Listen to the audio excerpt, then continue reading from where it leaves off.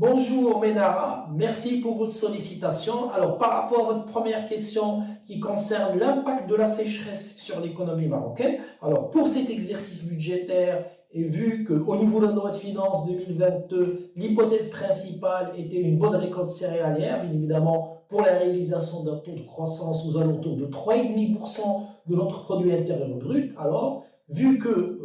pour cette année, on est sur un déficit pluviométrique qui est significatif, un volume des pluies qui est très faible sur les 12 régions du royaume, alors malheureusement, on peut tomber sur un taux de croissance aux alentours de 1,5%. Pourquoi? Parce que la valeur ajoutée agricole pèse lourd sur la croissance économique d'une année à l'autre. Donc, la croissance au Maroc dépend toujours de la pluviométrie. Et donc, quand on n'est pas sur une bonne récolte céréalière aux alentours de 70 jusqu'à 100 millions de quintaux en termes de récolte céréalière, malheureusement, la valeur agricole n'est pas significative et ne représente rien au niveau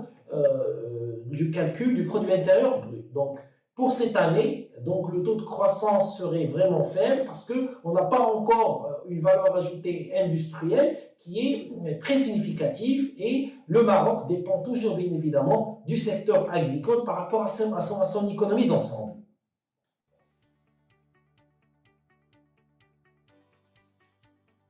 Par rapport à votre deuxième question qui concerne comment y remédier, tout simplement d'accélérer l'industrialisation du Maroc, accélérer la relance industrielle à travers bien évidemment aussi le développement d'une filière qui concerne l'industrialisation de l'agriculture marocaine. Le développement de toutes les filières qui concernent l'agro-industrie, donc des techniques de production agricole qui permettent d'optimiser la production, de maîtriser les coûts, de hausser les volumes et les quantités de production, bien évidemment à travers des économies d'eau. L'utilisation du goutte à goutte, le dessalement de l'eau de mer, l'utilisation rationnelle des eaux souterraines, bien évidemment, et tout cela permettra d'augmenter les quantités de production tout en industrialisant l'agriculture. Et c'est un point très important sur lequel le Maroc devrait travailler davantage parce que tout simplement, vu qu'on est sur des changements climatiques et vu qu'il y ait plus d'émissions de gaz à effet de serre, donc les années prochaines seront aussi des années compliquées pour le Maroc et donc on ne peut plus compter sur les précipitations naturelles parce que le volume des pluies baissera encore et donc il faut développer des techniques automatiques